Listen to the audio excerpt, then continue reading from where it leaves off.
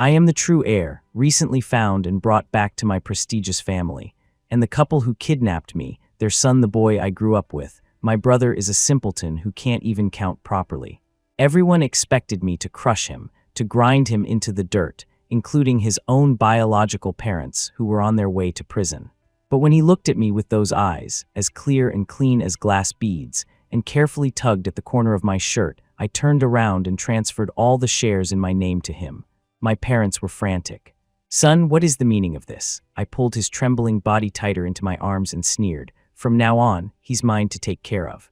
My name was Julian Miller, but it wasn't until I was 22 that I learned my life was an elaborately stolen lie. The rain had been falling all day, and the air was thick with the oversaturated scent of water, just like my mood damp and gloomy. I sat in the Miller home, I should say my adoptive parents' home, listening as the lawyer sent by my biological parents recited the lengthy DNA report and asset transfer agreement.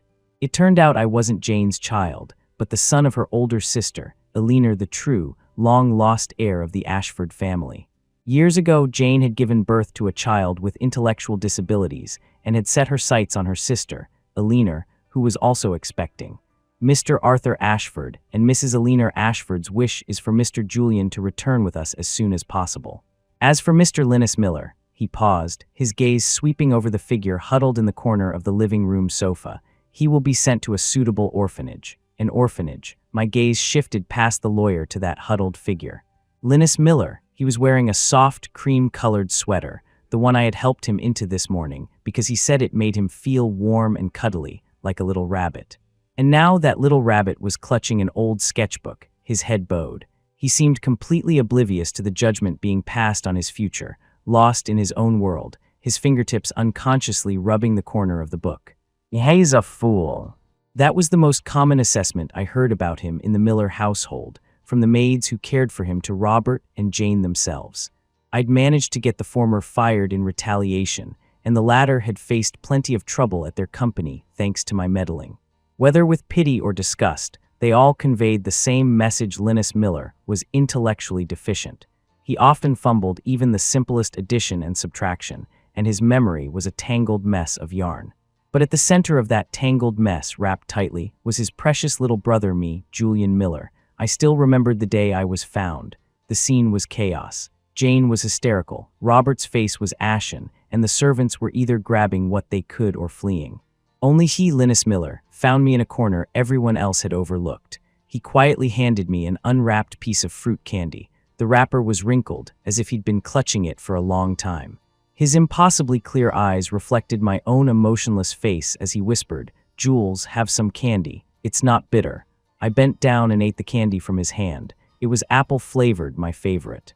In that moment, my heart, which had been suspended in mid-air, felt like it was gently caught. He might not understand bloodlines, or what was real and what was fake, but he remembered his Jules. Robert and Jane were imprisoned for financial crimes. When the tree falls, the monkeys scatter. The once prestigious family collapsed overnight, and the lawyer brought the decision from my biological parents to take me back. I looked at the simpleton, who had grown even quieter amidst the turmoil, yet whose eyes still lit up faintly whenever he saw me. Perhaps he sensed something was wrong, but everyone had already decided his fate, placing him in a position to be arranged. No one asked what he wanted, what he thought. All he could do was obey, if that's the case. I closed my eyes, feeling a surge of joy so intense it was startling, a joy that threatened to leap from my chest. This is perfect. No one will ever have the right to take him from me again. This is truly perfect. He is mine. Regardless of identity, regardless of the past, from this day forward, he can only be mine. The lawyer was still waiting for my answer, his posture respectful but his demeanor radiating a condescending sense of superiority. I stood up, walked over to Linus, and crouched down to meet his gaze. When he saw it was me, he released his tight grip on the sketchbook and leaned forward to embrace me.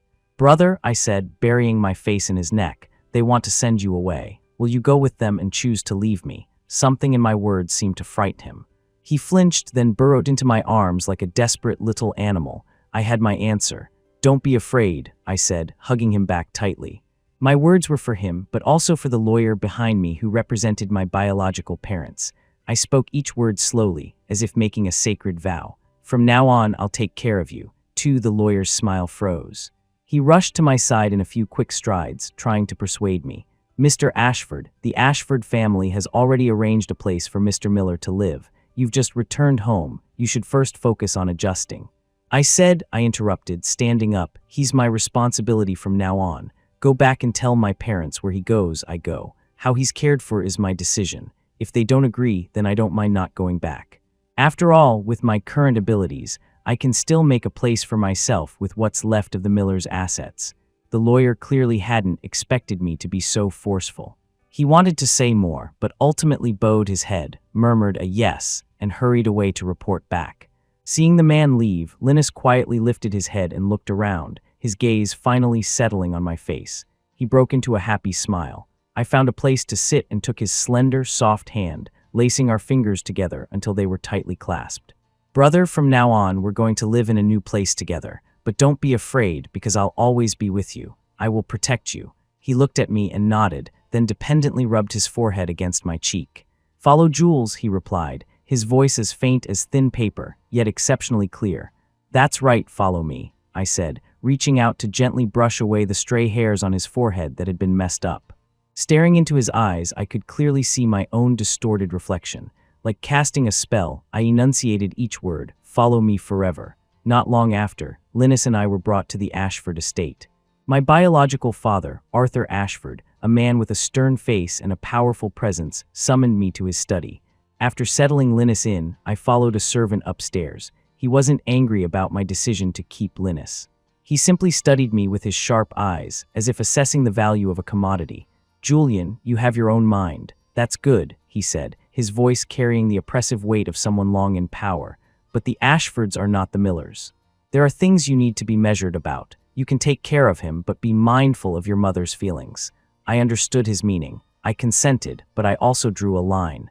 Linus could exist, but he had to be quiet, unproblematic, and never challenge the sensitive nerves of my mother, the woman who had been hurt by Robert Miller and had lost her child. Later, I met my biological mother, Eleanor Ashford. She was very emotional, holding me and crying for a long time.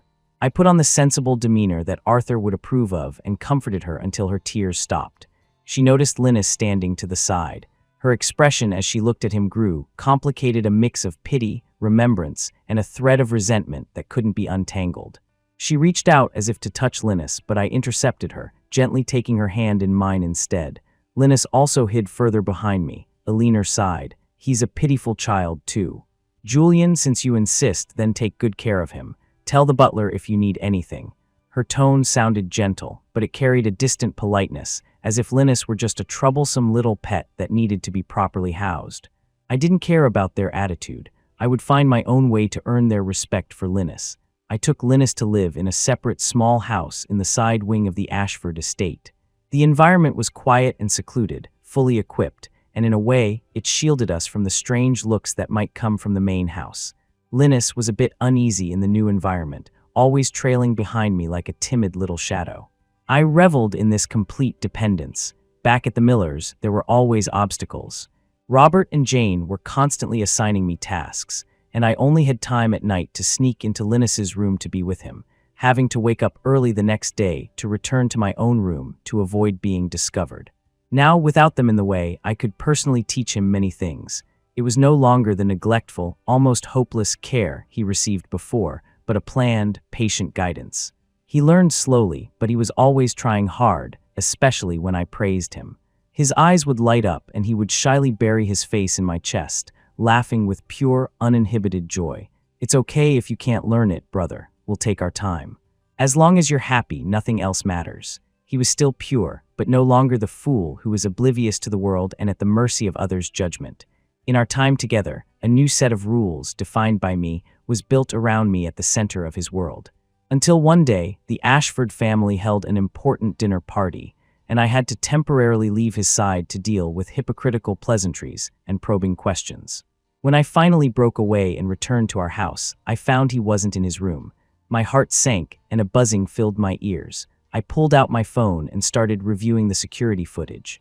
I saw him peering out the window as if he'd seen something, then hastily running in his thin pajamas towards the most secluded greenhouse in the garden. When I rushed there, he was squatting on the ground, tightly clutching a white rose that someone had broken and smeared with dirt one we had planted together. A few lavishly dressed children of distant relatives were gathered around him, giggling and talking. "He's just a fool. Does he really think he's an Ashford?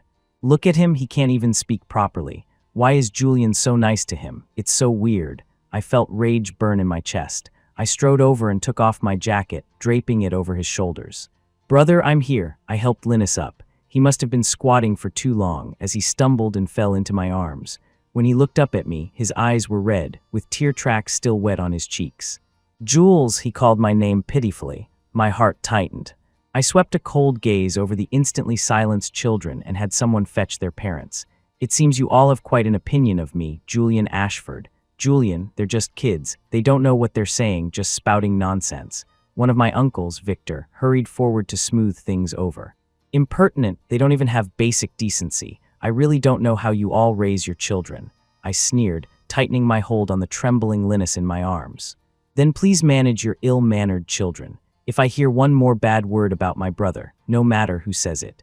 I paused, my gaze slowly sweeping over every face present, including the core Ashford family members who had arrived upon hearing the commotion and were standing a short distance away. I wouldn't mind teaching them the price of true impertinence. At that moment, I clearly saw a flash of surprise in my father Arthur's eyes, which then morphed into a thoughtful consideration. My mother, Eleanor, had already been moved elsewhere by him, far from this storm. In a way, his protection of Eleanor was no less than my protection of Linus.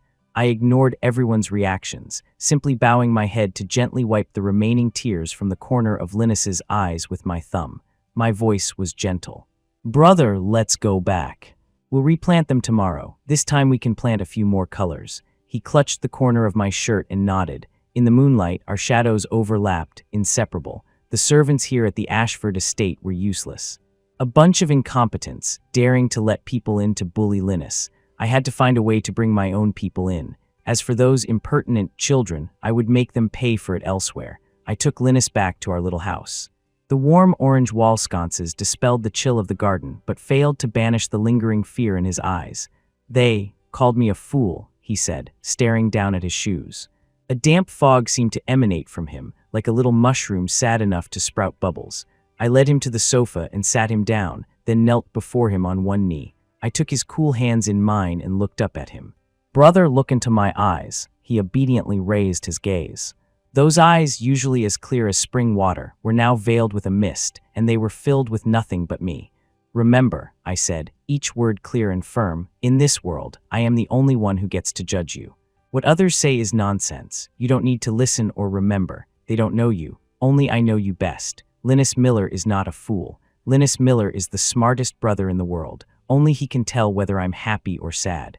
He blinked, his long lashes wet, as if trying to process my words. After a few seconds, he nodded lightly. "I only listen to what Jules says. Jules is the smartest little brother in the world, too." "That's right," I said, resting my head against him. My heart, which had been raging because he was bullied, finally began to calm. We both are. 3 after that night, my status in the Ashford family underwent a subtle change. The companies of those families who couldn't discipline their children ran into trouble one after another. The gazes that might have been watching or dismissive before became more cautious and scrutinizing. My father, Arthur Ashford, seemed to tacitly approve of my aggressive defense of Linus. In one family meeting, he even handed over a portion of the business that I was originally supposed to adjust to before taking over. He looked at me, his tone unreadable. "Since you have the ability, you should take on the responsibility sooner. As for your brother's matter, you handled it well." I knew that "handled it well" didn't refer to my protection of Linus, but to the assertiveness I had displayed, which was enough to intimidate others and brook no offense. The Ashford family was different from the Millers. Hiding one's strengths was the worst strategy here. Weakness and compromise would only invite greater humiliation. I had the wall of our house facing the garden replaced with a massive floor-to-ceiling window, allowing sunlight to pour in unobstructed. A soft, thick carpet was laid in front of the window. He liked to do puzzles there, paint, or just quietly watch the birds and the changing seasons of the flowers outside. I taught him to recognize words using flashcards I made myself, starting from the simplest ones like Jules, Liney, to home and mine. He learned very slowly, sometimes needing to trace a single stroke over and over again, but he never got frustrated. He would just lower his head and write, one stroke at a time, with extreme seriousness. When he could finally, haltingly, read out Julian Ashford's home, he looked up at me, his eyes sparkling, as if waiting for a reward. I ruffled his hair and praised him. Yes, brother is amazing. Jules is amazing too. Jules is a good teacher, he said, mimicking my gesture by gently patting my head as a reward. So I brought my face close to his and asked for a kiss. Reward me like this from now on.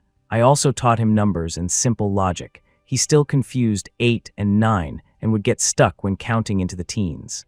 But I discovered he had an astonishing memory for images and colors. He could accurately distinguish the subtle color differences between my various ties and remember on which page his favorite picture was in every sketchbook. Brother isn't a simpleton, I once told him, pointing to a rainbow that appeared after the rain. Brother just sees the world differently than others. I think he understood because after hearing that, his eyes curved into happy crescents, and he jumped into my arms, tackling me onto the sofa and peppering me with kisses. I strictly controlled his contact with the outside world. Except for the servants and caregivers I designated and trusted, no one was allowed near our house without my permission. I would find excuses to skip family gatherings unless they were absolutely necessary. If I couldn't get out of it, I would keep him by my side the entire time, never leaving him for a moment. Linus's smiles became more frequent, no longer tinged with the timid expression of before. However, beneath the calm, an undercurrent was stirring. The Ashford family was not a monolith. There were always those who were not content to be quiet. My uncle, who also had designs on the family business, had not completely given up.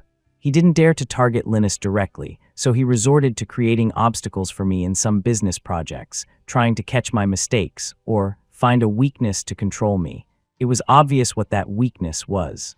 For several days in a row, I returned home late due to dealing with the troubles my uncle had deliberately created, and the time I spent with Linus was significantly reduced. I could feel his anxiety.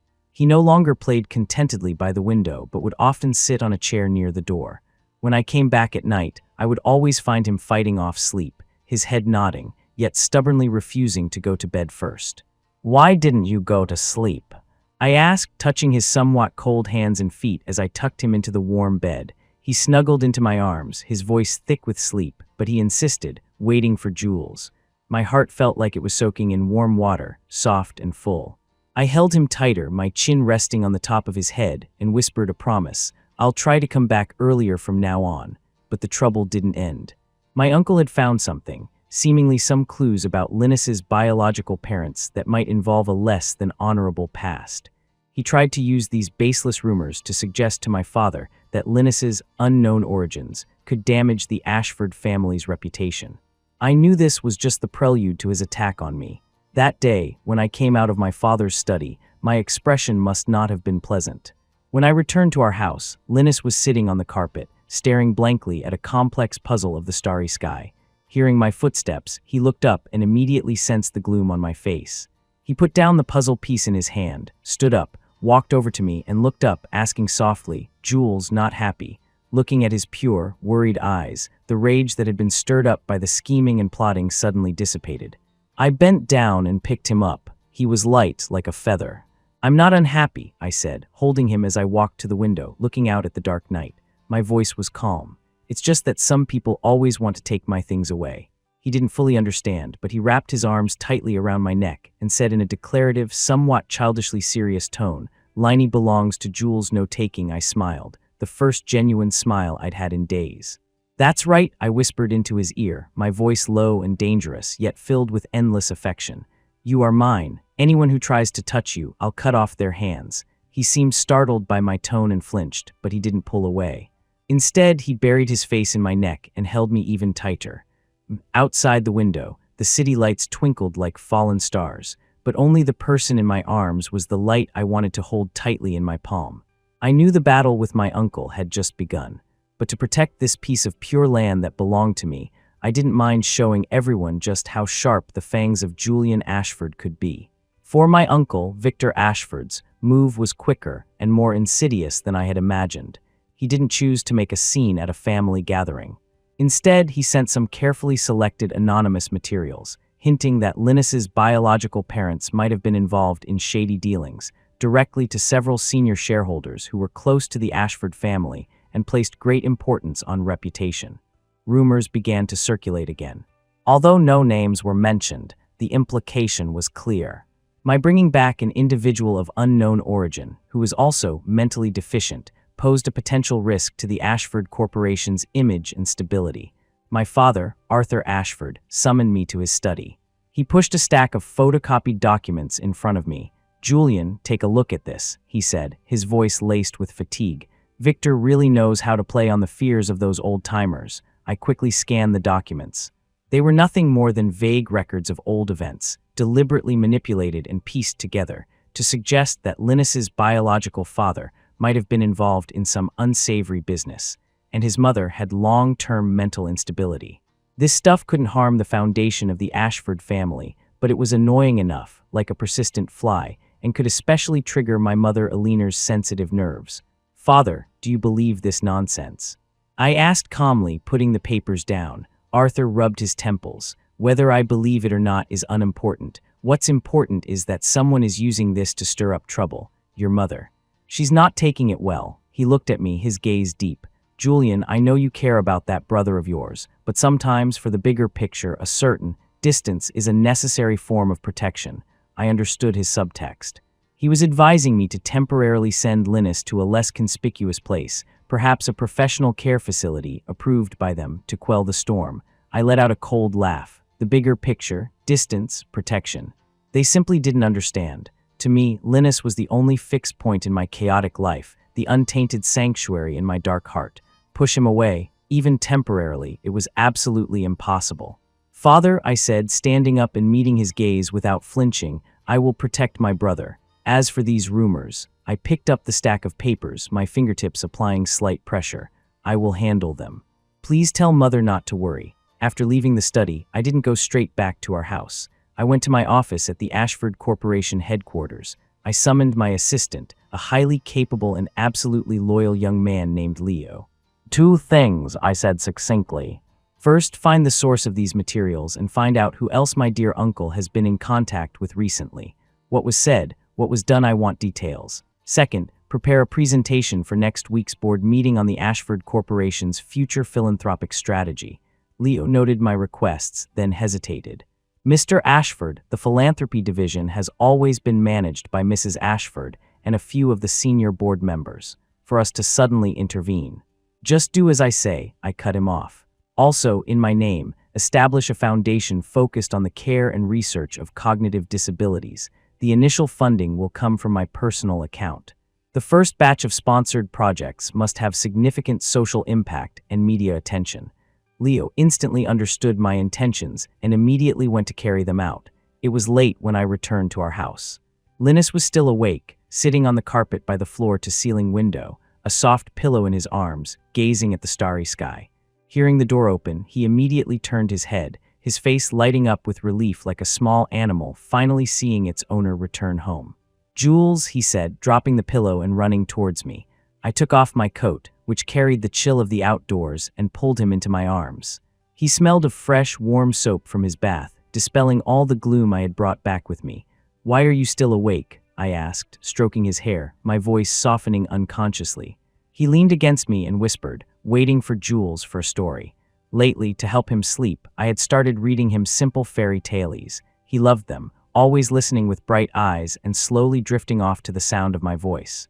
"All right," I said, taking his hand and walking to the bed. I picked up the thick book of fairy tales. Tonight's story was The Little Prince. I deliberately slowed my pace. "If you tame me, then we shall need each other. To me, you will be unique in all the world. To you, I shall be unique in all the world." He rested his head on my shoulder, listening quietly, his breathing even. When I read about the little prince leaving his rose, he suddenly clutched my sleeve. "Jules," he said, looking up, his eyes exceptionally clear in the dim light of the bedside lamp.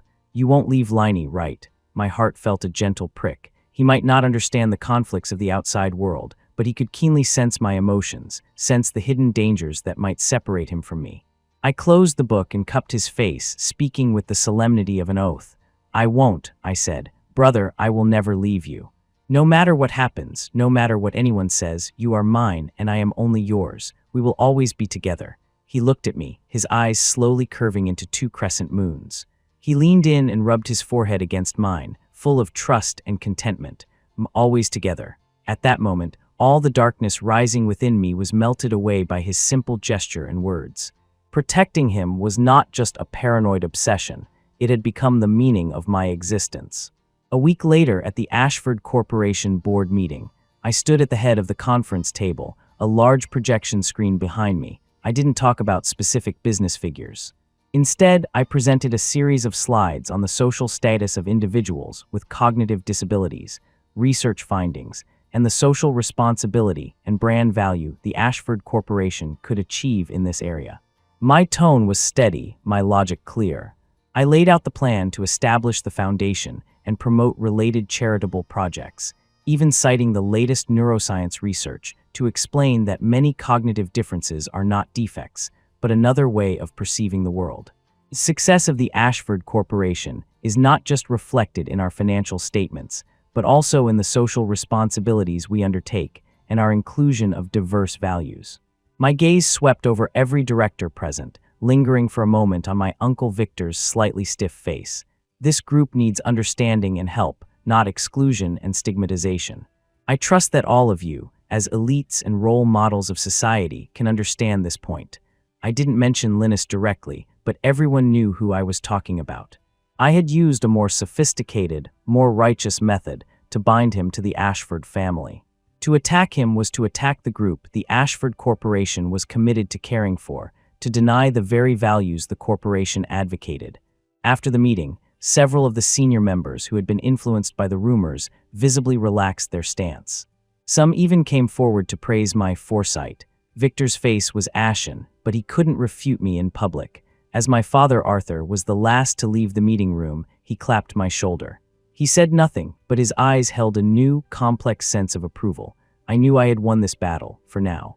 I had used my strength and strategy to carve out a safer territory for Linus within the massive machine of the Ashford family. When I returned to our house, Linus was sitting by the window, focused on drawing something on the new smart drawing tablet I had bought him. Sunlight fell on his soft hair and trembling eyelashes, coating them in a warm, golden light. I walked over and gently hugged him from behind. He turned to look at me, a smile instantly appearing on his face as he held up the tablet like he was presenting a treasure. Jules' look on the screen were two simple stick figures holding hands, standing on a rainbow bridge. Though the strokes were childish, the two figures were smiling brightly. Next to them, in crooked letters, were the words, "Jules and Liney." The softest part of my heart was fiercely struck. All the scheming and fighting of the outside world lost its meaning in that instant. I bent down and gently kissed the top of his head. "It's beautiful." Linus happily leaned back against me. "Love, Jules." I tightened my arms, completely encircling him in my embrace. "I love you too, brother," I whispered into his ear. "I only love you, brother." The sky outside was a brilliant, clear blue, and we held each other in the fortress I had built. I knew the storms of the future wouldn't cease, but as long as he was in my arms, I had the infinite courage to stand against the entire world. My uncle, Victor Ashford's, silence didn't last long. He just changed his strategy. Instead of attacking me directly, he began to reach for Linus. The art teacher I hired for Linus was named Professor Davies, a retired professor from the Art Academy. He was gentle-natured and had a solid professional background. Professor Davies initially came to teach out of professional duty, but he was soon captivated by the raw, instinctual colors and compositions in Linus's work. "Mr. Ashford," Professor Davies said, finding me after a lesson, his voice filled with unconcealed excitement as he adjusted his reading glasses. "Mr. Miller has a very rare talent for painting. He isn't painting what he sees. He's using color and line to express the world he perceives." He showed me several of Linus's recent paintings. They were no longer simple stick figures, but bold, vibrant blocks of contrasting colors, intertwined to depict the changing seasons and the play of light and shadow outside the window. I could tell one was of me, working at my desk. There was a raw, emotional power in those paintings that struck you to the core. Looking at them, I was filled with a mix of emotions. I was proud of him. His world held a brilliance that others couldn't touch. But at the same time, a deeper unease began to spread. This talent was like a pearl that couldn't be hidden, destined to attract the world's attention. Professor Davies, thank you for your affirmation, but my brother's situation is special. I don't want him to be subjected to too much outside interference, I said, trying to keep this talent sealed within our little world. Professor Davies understood, but his love for art made it impossible for him to remain completely silent. He would occasionally bring some of his friends, other old-school artists who were devoted to their craft and cared little for worldly affairs to see Linus's paintings. These people were discreet, their appreciation pure and genuine. But within their small circle, the news about that special young master of the Ashford family possessing astonishing artistic perception began to spread like ripples on water. The first sign of the coming storm appeared at the Ashford family's annual charity gala.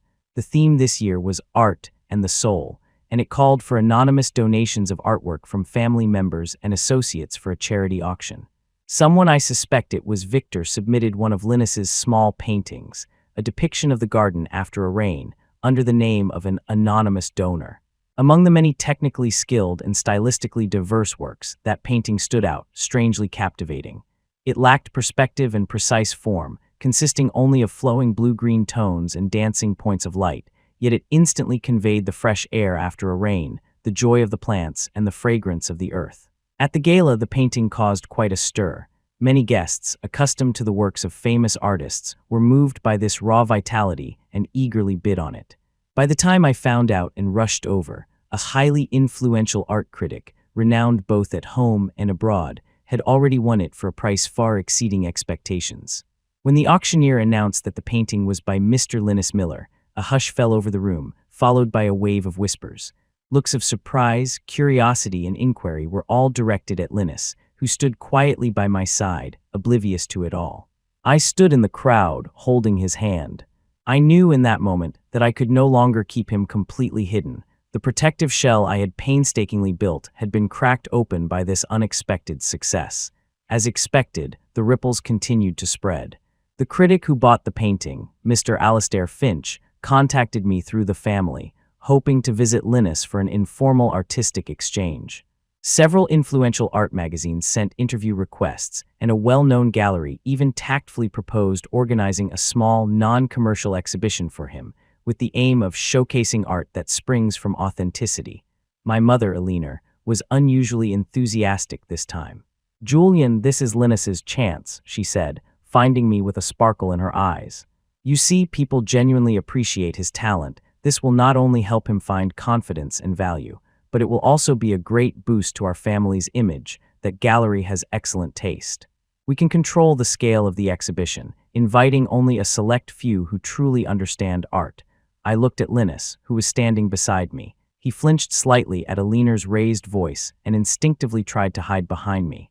I put my arm around his shoulders, patting him soothingly, then looked at my mother, my voice calm and steady. "Mother, do you think he needs this so-called confidence and value? His value to me has never needed to be affirmed by outsiders with exhibitions and reviews. But it's his talent. Are you going to bury his talent?" Eleanor became agitated. "His talent is a part of him, and I cherish it more than anyone," I said, looking directly at her, my gaze sharp. "But I will not allow anyone, including you, to use his talent to achieve any purpose, whether it's for the Ashford family's image or to satisfy someone's regrets or expectations." I paused, my tone carrying a hint of cold warning. "Especially when this attention could put him at unnecessary risk. Uncle Victor, you know, has been very busy lately." Eleanor's face paled. She seemed to remember something, her assertiveness waned, and she finally sighed and gave up. I declined all public interviews and proposals for large exhibitions, but I didn't completely cut off contact with the outside world.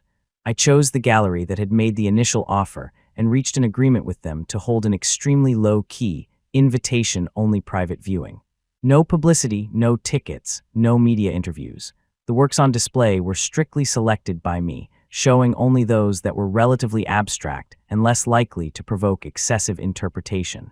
On the day of the viewing, I kept Linus close by my side. He wore comfortable clothes I had picked out for him, curiously looking at his own paintings hanging on the gallery walls, illuminated by soft lights. Whenever someone tried to approach and talk to him, he would instinctively retreat, hiding behind me with only half his face showing, nervously clutching the corner of my shirt. The people who truly understood art were even more moved by this scene. They maintained a polite distance, simply admiring the art and quietly discussing their feelings about the paintings. No one disturbed him. As I watched Linus's dependence on me, and his paintings radiating their unique light in the tranquil space, the irritation and anger that had risen due to outside interference were gradually replaced by a strange sense of satisfaction. Look, this is my brother. His purity, his talent, his everything is revealed to the world only in a small corner, and only within the boundaries I allow. He is protected by me, and he is seen because of me. After the viewing, discussions about Linus in the art circle increased, but they remained within a small, relatively professional sphere. I had successfully contained a potential media storm. Back at our house, Linus seemed tired, dozing off in my arms. I held him, watching his peaceful sleeping face, my fingertips brushing through his soft hair. "Brother," I murmured like a secret incantation, "you see, your world can be vast, but its center must be me." He unconsciously nuzzled against my chest in his sleep, as if in response. I knew that after this, the covetous eyes within and outside the Ashford family would not disappear. They would only become more concealed, but I was not afraid. As long as Linus was within my reach, as long as his gaze followed only me, I had enough patience and means to isolate all unsettling elements from our world. His brush can paint 1,000 colors, but in his world, I will be the only light. 6. After the viewing, life seemed to return to its previous rhythm. I had successfully walled off the outside world's curiosity and clamor from our small house, as if erecting an invisible barrier. Linus remained the same brother who depended on me, living in his pure world. The colors on his drawing tablet grew more brilliant, while his eyes reflected only my shadow. However, the string of vigilance in my heart never loosened. Uncle Victor's silence was like a venomous snake lying in wait, making it impossible for me to relax. And my mother Alina's softened attitude didn't ease my mind either. Instead, it made me scrutinize her intentions more cautiously every time she approached Linus. The incident occurred on a seemingly ordinary afternoon. The sun was bright. I had to stay in the study of the main house for a video conference to handle a sudden overseas project dispute. The original plan to accompany Linus to the greenhouse to paint the newly bloomed orchids had to be postponed, and I asked the caregiver to go with him first. Halfway through the meeting, I felt a growing sense of unease. This feeling of being out of control agitated me. As soon as the meeting ended, I immediately got up to go to the greenhouse. Just as I stepped out of the study, I ran into the frantic caregiver. Her face was pale with alarm. "Mr. Ashford, something's happened, Mr. Miller." He was outside the greenhouse and was almost hit by a runaway golf cart. Blood rushed to my head, and a roaring filled my ears. I didn't even have time to ask for details before I broke into a run towards the greenhouse. My heart pounded wildly in my chest, filled with a fear so intense it felt like it could tear me apart. A runaway cart. Inside the heavily guarded Ashford estate, how could such an accident happen? When I reached the greenhouse, I saw Linus being supported by a man dressed as a gardener, sitting on a bench by the path. His eyes were blank, and he was still clutching his drawing tablet. The small golf cart was tilted against a nearby bush, and the driver stood there, wringing his hands, his face as white as a sheet. "Brother," I rushed over, pulling him into my arms and frantically checking him over. "Are you hurt?" "Did it hit you?" He leaned against me, his body trembling slightly as he shook his head.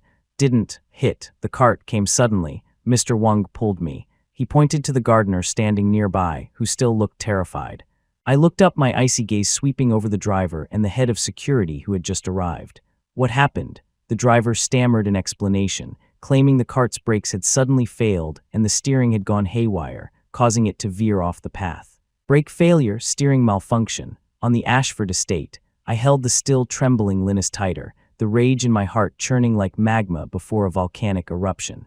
"This was no accident, investigate." I spat out a single word to the head of security, my voice cold enough to crack the air.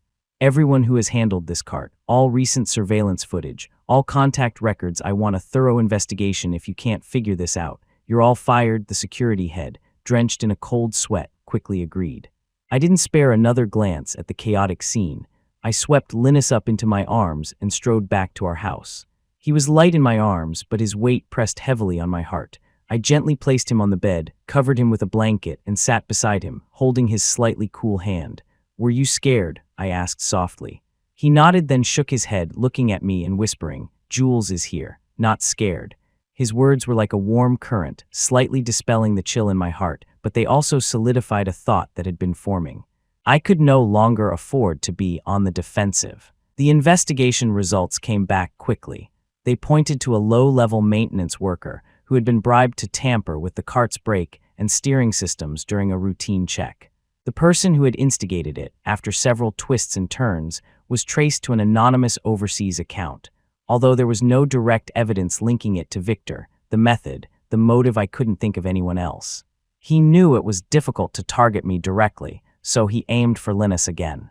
This time it was an accident. What about next time? I suppressed the investigation results, not alarming my father. There was no point in startling the snake. What I wanted was to sever his reaching claws completely. A few days later, I arranged a meeting with Victor. The location was a private club under my name, a discreet setting. When Victor saw me, he still wore that nauseatingly fake smile. "Julian, my dear nephew, what brings you to invite your uncle for tea today?" I didn't beat around the bush. I pushed a file across the table to him. It wasn't the investigation report on the golf cart incident. It was detailed evidence of how a subsidiary company he secretly controlled had been using Ashford Corporation's channels for personal gain and tax evasion for years. This was the leverage I had long been having my assistant secretly gather, originally intended as a fatal blow at a critical moment. Victor's smile froze on his face. As he flipped through the file, his face grew paler and beads of cold sweat formed on his forehead. "Julian, what is the meaning of this?" he asked, his voice dry. I lifted my teacup, gently blowing away the foam, my tone as casual as if I were discussing the weather. "Uncle, I believe I warned you not to touch what's mine." He snapped his head up, his eyes filled with shock, anger, and disbelief. For that fool, crack, I smashed the teacup at his feet, shattering it. I stared at him with eyes like chips of ice and repeated, enunciating each word, "Watch your language." Victor was terrified by my gaze, his lips trembling, unable to speak. "This evidence is enough to put you away for 10 years, I said, picking up a napkin and slowly wiping my fingers. "Of course, for the sake of family, I can give you a choice." "What choice?" he asked, as if grasping at a lifeline. "Take your branch of the family and leave the core of the corporation. Go manage that half-dead resort project overseas. For the next 5 years, you are not to return without my permission, and control yourself and your people. If I hear any more rumors about my brother, or if he has another accident." I paused, my gaze like a knife. "This evidence will immediately appear on the desks of the prosecutor's office and every major media outlet." Victor's face turned ashen, as if all the strength had been drained from him. He slumped into his chair. After a long moment, he finally squeezed out a single word from between his teeth. "Fine." After dealing with Victor, it was late when I returned to our house. Linus was already asleep, his breathing steady. I sat by his bed, gazing at his peaceful sleeping face in the moonlight. The cut on my finger throbbed faintly, but the pain only made me feel more awake. I leaned down and gently kissed his forehead. "Brother," I whispered in his ear, my voice as soft as a sigh, "you see, anyone who wants to hurt you, anyone who wants to separate us, I will make them pay the price." He seemed to hear me in his sleep and murmured unconsciously, "Jules." I took his hand, lacing our fingers together.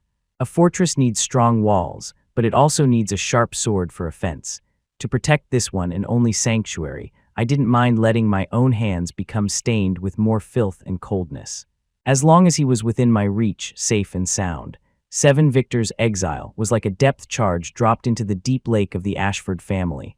On the surface, it was calm, but beneath, the currents were turbulent.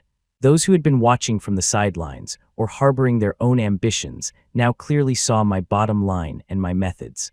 For a time, the noise surrounding Linus and me died down significantly. Even when my mother Eleanor visited, she was more careful, no longer casually bringing up topics that could lead to risks.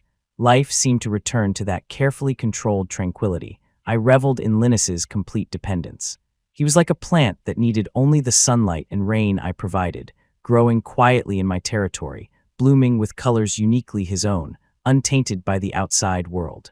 However, I knew deep down that absolute calm often brewed a deeper vortex. Although I had forcefully suppressed the accident, it had become a tiny thorn pricking at Linus's already sensitive heart. He became even more clingy. If I was out of his sight for even a moment, he would search for me anxiously, only calming down once he confirmed I was nearby. At night, he would sometimes wake from nightmares, curling up beside me and whispering, "Cart, scared." I would soothe him over and over, telling him, "It's okay, I'm here." But I knew that words were pale. What he needed was a more absolute, unquestionable sense of security, and only I could provide that. I began to more systematically reshape his world. I had the surveillance layout around our house redesigned, adding more cameras and sensors to eliminate blind spots. All personnel allowed within the vicinity of our house, including gardeners and cleaners, underwent stricter background checks and psychological evaluations. I even personally adjusted his daily schedule and routes to ensure that every moment of his life was within my controllable, safe sphere. The themes of his paintings also began to quietly change. The once bright, vibrant colors were occasionally interspersed with dark, distorted lines, like a subconscious reflection of that frightening experience. I didn't stop him. Instead, I encouraged him to paint it out. When his trembling fingers smeared a blurry, distorted image of the cart rushing towards him on the tablet, I held his cold hand. "Brother, look," I guided his hand, covering the distorted image with thick black paint. Then on top of that blackness, I used a dazzling gold to draw a large, protective symbol, an abstract variation of the character for my name, Jules, which he had once written. "The bad things will be kept out.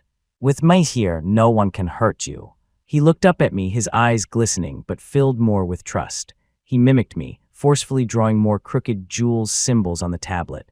At the same time, my involvement in the Ashford Corporation's business deepened. The power vacuum left by Victor needed to be filled, and I was undoubtedly the most suitable candidate. My father, Arthur, seemed to acquiesce to all of this, even handing over several core projects directly to me. The way he looked at me had less of the initial scrutiny and more of a complex reliance. I knew he saw my capabilities, but he also saw my weakness. An heir with ability and a weakness is, at times, the easiest to control. But perhaps he underestimated the lengths I would go to protect that weakness. In handling the corporation's affairs, my methods became increasingly sharp and decisive. Those senior members and executives who tried to play games with me, or still had reservations about Linus's presence, quickly found themselves constrained in project advancement and resource allocation. I didn't need to shout or rage. I just needed to precisely pinch their lifelines, making them clearly understand the cost of provoking me. A consensus gradually formed within the Ashford family. Julian Ashford was the future leader, and Linus Miller was his absolute, untouchable weak spot. This high-pressure piece lasted for several months. Linus seemed to gradually recover from the shock. The gloom in his paintings faded, replaced once again by bright colors. With my encouragement, he even started trying to make simple sculptures with clay. His first finished piece was of two small figures huddled closely together. They had no clear features, but their posture was intimate, inseparable. "Jules and Liney," he said, presenting the two rough clay figures to me like a treasure, his eyes shining. I took the clay figures, and the hardest corner of my heart seemed to melt. I pulled him into my arms, my chin resting on the top of his head. "That's right, Jules and Liney," I said softly. "Always together." However, just when I thought everything was under control, an unexpected variable appeared. The venerable old critic, Mr. Finch, who had bought Linus's painting, once again expressed his wish to visit in person, this time through Professor Davies. Unlike previous invitations that were tinged with ulterior motives, Mr. Finch's letter was extremely sincere.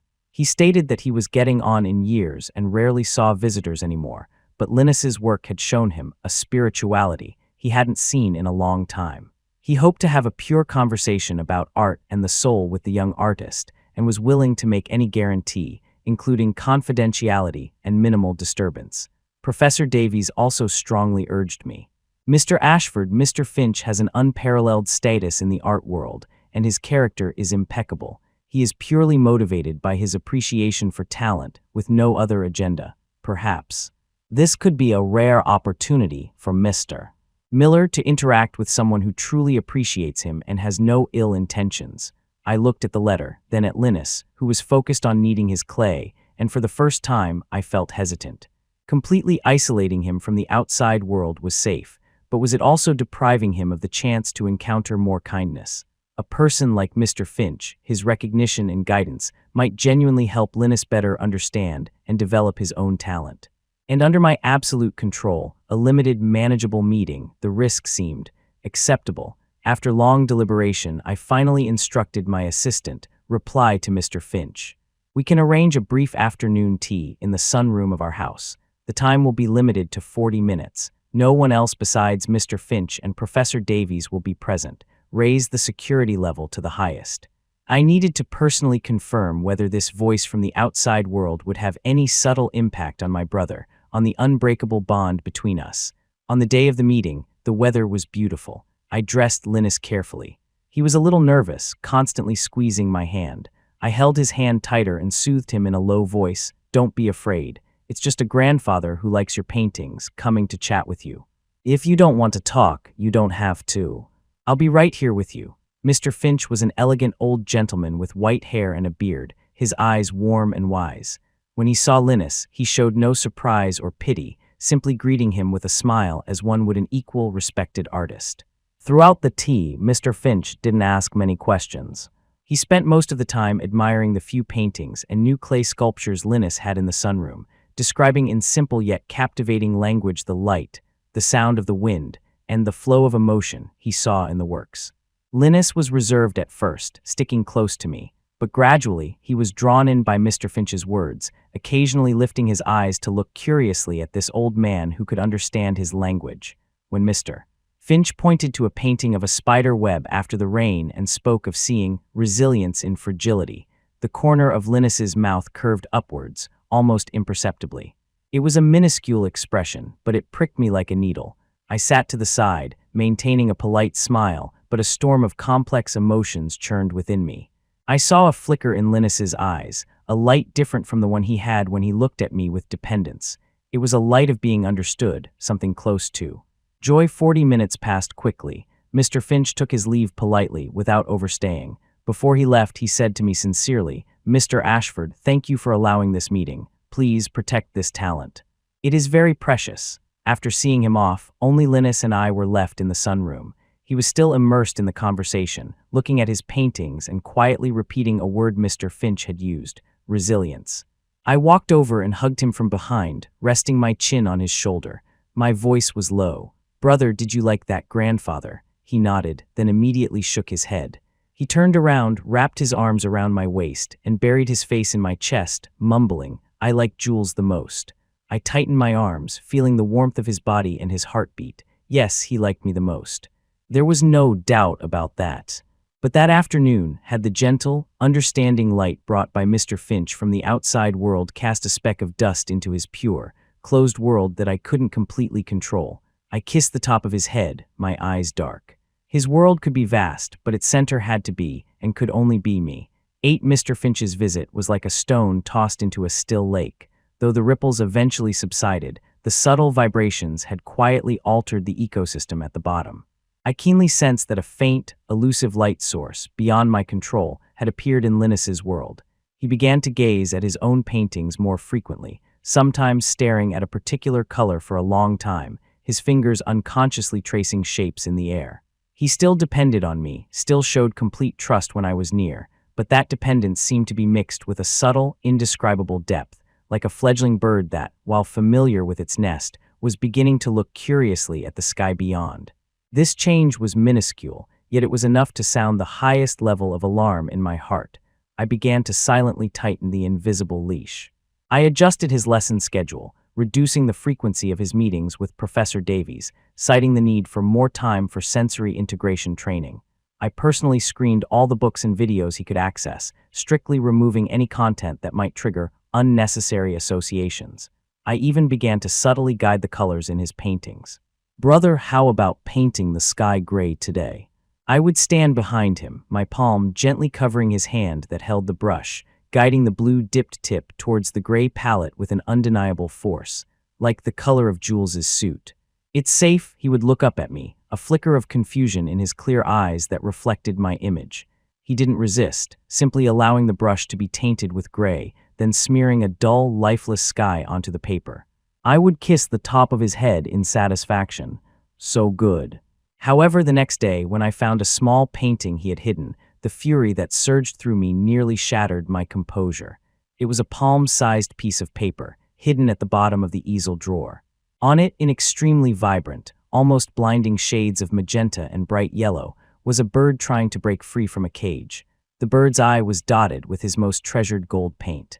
Gold, the protective color I had given him, he had used it to paint a bird that wanted to escape. I clenched the piece of paper, my knuckles turning white from the force. A cold rage mixed with a deeper, all-consuming panic churned in my chest. He actually wanted to fly away. That night, I didn't read him a fairy tale as usual. I sat on the edge of his bed in the dimly lit room and held the crumpled little painting in front of him.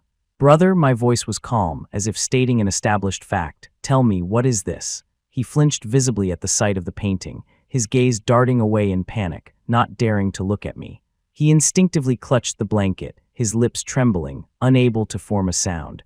I reached out and cupped his chin, forcing him to look into my eyes. His eyelashes fluttered violently, like the wings of a frightened butterfly. "Tell me," I repeated, my tone hardening. His eyes quickly reddened, and his voice, laced with a sob, came out in broken fragments. Want to go out. Go out." I moved closer, almost feeling his warm breath on my face. "Where? To leave me? No. Not." He shook his head desperately, tears finally rolling down his cheeks, scalding the back of my hand. "Jules, scared, bird flies away, won't come back." His words twisted my heart. In an instant, all my rage dissipated. So he didn't want to fly away. He was afraid of flying away itself. Or was he afraid that I would fly away like the bird? This chaotic logic, this inexplicable fear, where did it come from? Was it because of Mr. Finch's talk about free spirit? Or was it a primal yearning for the vast world that he himself hadn't even recognized? I released his chin and used my thumb to wipe away his tears. The gesture was gentle, but my tone carried an undeniable finality. "Silly goose, the bird flew away because it had a place to go. But I won't fly away. I will always be here by your side." I took the painting and, in front of him, slowly tore it to shreds. The sound of tearing paper was sharp in the silent room. "You see, bad thoughts are just like this painting." I threw the scraps into the trash can, then cupped his face, looking into his wet eyes. "If you throw them away, you won't be scared anymore. Remember, only by my side are you safe, are you needed. The outside world is dangerous. It will hurt you just like that cart did." He stared at me blankly, looking from the scraps in the trash can back to me, as if struggling to understand my words.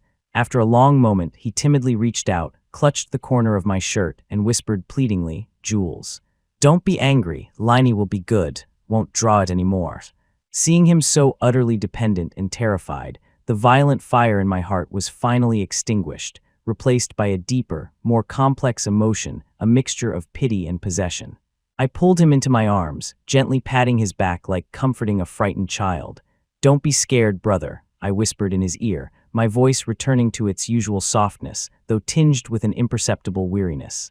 "As long as you don't leave me, don't think about leaving me, I will never be angry.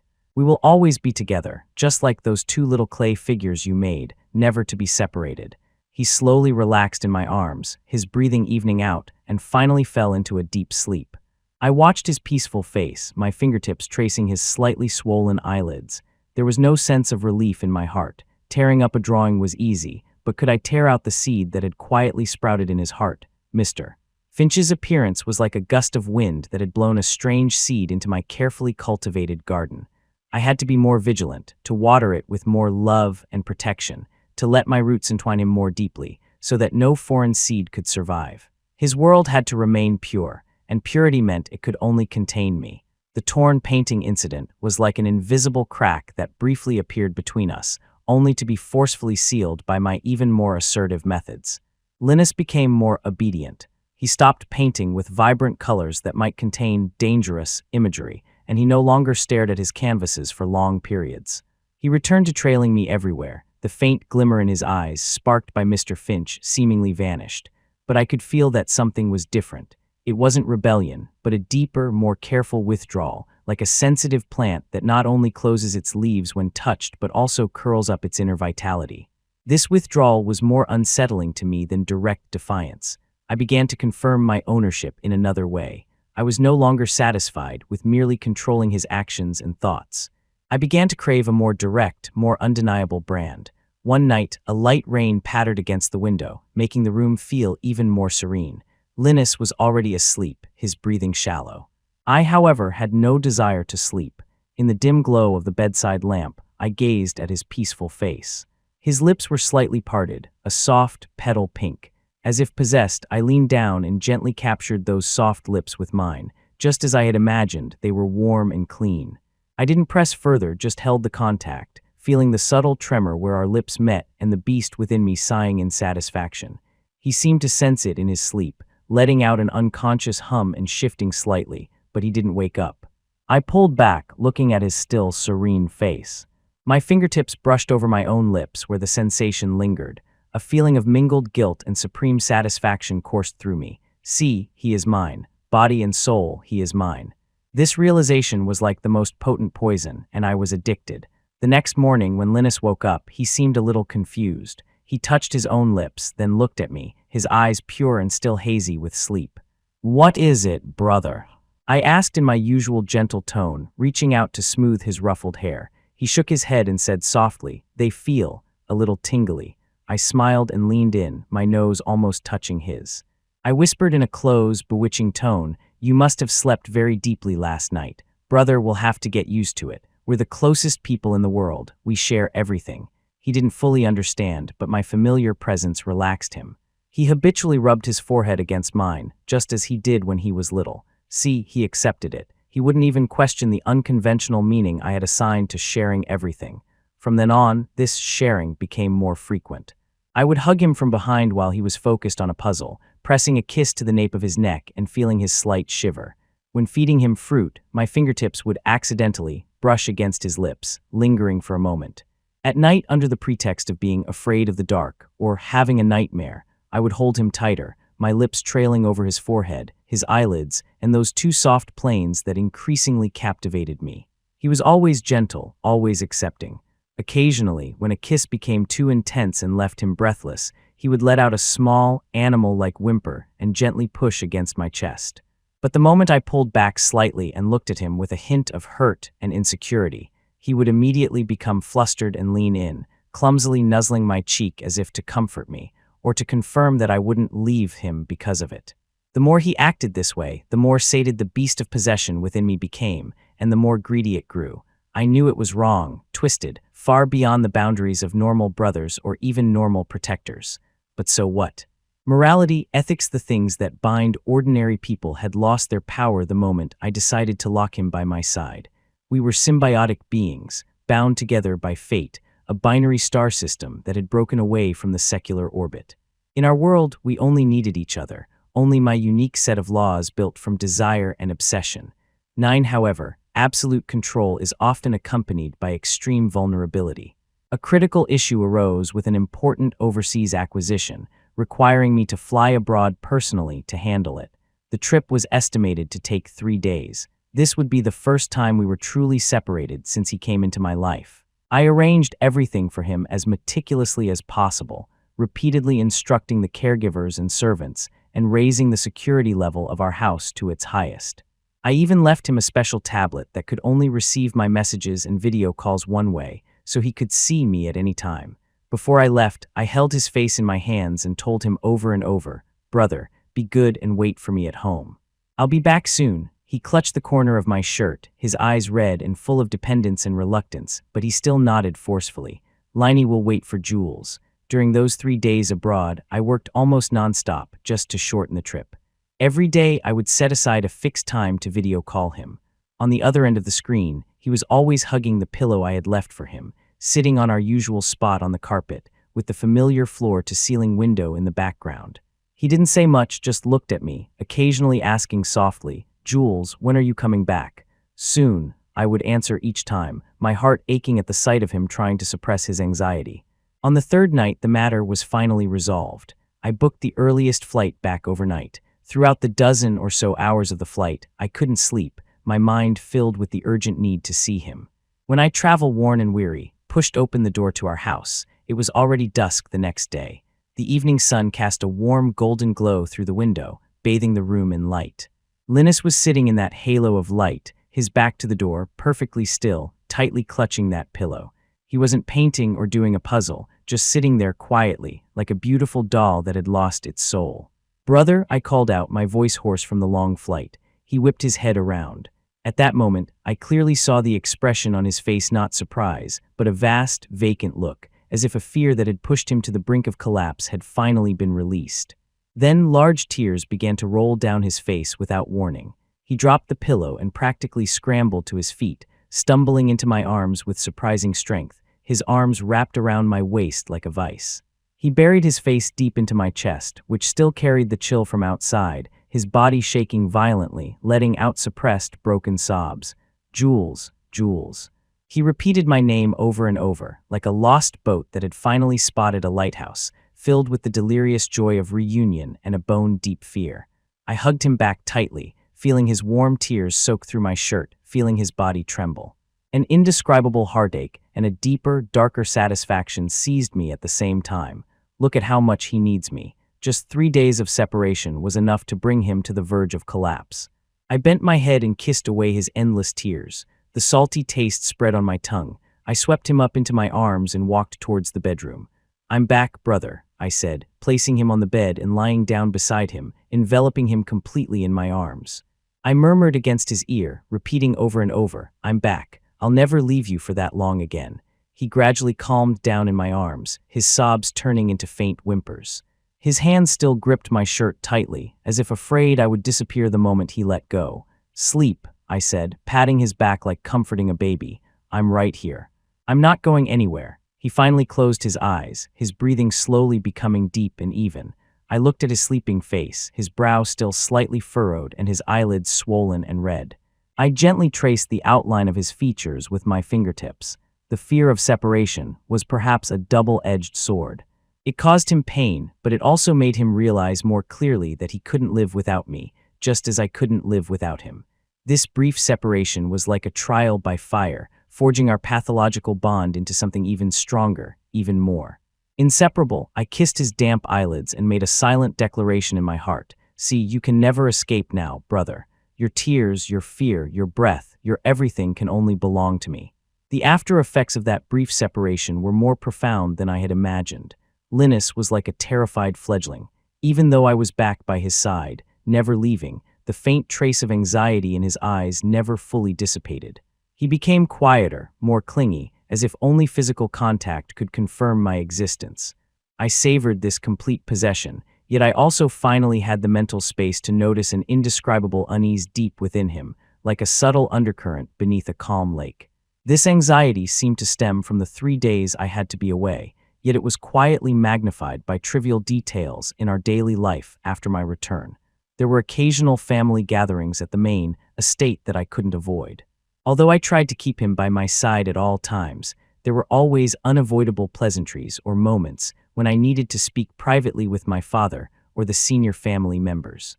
At these times, I would settle him in a quiet corner within my line of sight, with a drawing tablet or his favorite puzzle. I noticed that when I was talking to others, he rarely immersed himself in his own world. More often, he would look up, his gaze cutting through the crowd to land silently on me. That look was no longer one of pure dependence, but carried a very subtle, almost imperceptible scrutiny and a hint of bewilderment. He would watch my expression as I conversed with others, watch the social rituals of the outside world that he couldn't comprehend. Once, a distant cousin brought her young, lively daughter over. The little girl curiously approached Linus to watch him draw. I was talking to my father at the time and saw the scene from the corner of my eye, but didn't think much of it. A moment later, when I looked his way again, I saw that he had turned slightly, his back to the mother and daughter. His fingers gripped his stylus tightly, his jaw tensed. Only after they left did he slowly relax and pick up his stylus again, but he didn't make a single stroke for a long time. A few other times, I had to meet with subordinates alone in the study of the main house. If the meeting ran a little long, I would come out to find he was no longer where I had left him. Instead, he would be standing in the shadows of the hallway not far from the study door, leaning against the cold wall, his head bowed as if counting the patterns on the floor. At the sound of my footsteps, he would immediately look up, his eyes brightening for a second before quickly looking down again, with a guilt-ridden expression, as if he'd been caught doing something wrong. When I asked him what was wrong, he would just shake his head and whisper, "Waiting for Jules." Then he would come closer, grabbing my hand tightly, his grip stronger than usual. These small signals were like feathers gently scratching at my heart. I vaguely sensed his anxiety, but never fully addressed it. To some extent, I even took a pathological pleasure in this tighter clinginess, born from his fear of losing me. The real explosion happened one weekend afternoon. My assistant, Leo, brought over some urgent documents. They involved the final details of an overseas acquisition, and I needed to confirm them with him in person. We were in the study for nearly an hour. During that time, I could hear Linus's footsteps pacing in the living room outside, more frequent than usual, but I didn't pay it too much mind. Finally, after finishing the work and seeing Leo off, I walked out of the study to find Linus standing with his back to me, in front of the massive floor-to-ceiling window. The garden outside was lush and green, but his gaze seemed unfocused. "Brother," I called to him. He didn't turn around and throw himself into my arms as he usually did. He remained standing stiffly. I walked up behind him and reached out to wrap my arms around his waist. Just as my fingertips were about to touch him, he suddenly spun around, avoiding my touch. His eyes were red, his lips pressed into a tight line, and his chest heaved slightly, as if he were suppressing something with great effort. "What's wrong?" I frowned, my voice growing heavy. I didn't like him rejecting my touch. He looked up at me, his eyes filled with grievance, fear, and something else, an emotion akin to anger that I had never seen in him before. But he said nothing, just shook his head forcefully and tried to run past me upstairs. "What's wrong, brother? Do you hate me now?" My voice wasn't loud, but it was enough to stop him in his tracks. His back was to me, his shoulders trembling slightly. I walked in front of him, blocking his path. Looking at his reddened eyes and bitten lip, the unease that had risen from his rejection was replaced by a deeper curiosity and a certain hidden excitement.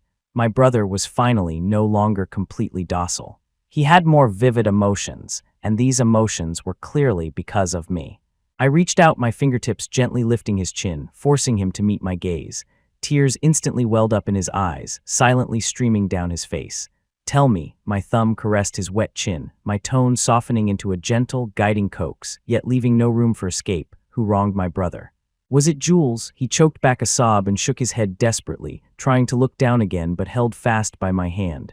"Then what is it?" I asked patiently, my gaze locked on his flickering eyes. "If you don't tell me, how will Jules know? What if Jules did something wrong without realizing it and made you sad?" He looked at me, the tears flowing even faster, his lips trembling as if in a fierce internal struggle. Finally, under my focused and slightly worried gaze, his inner defenses seemed to crumble. They're all so good," he began, his voice broken and thick with tears.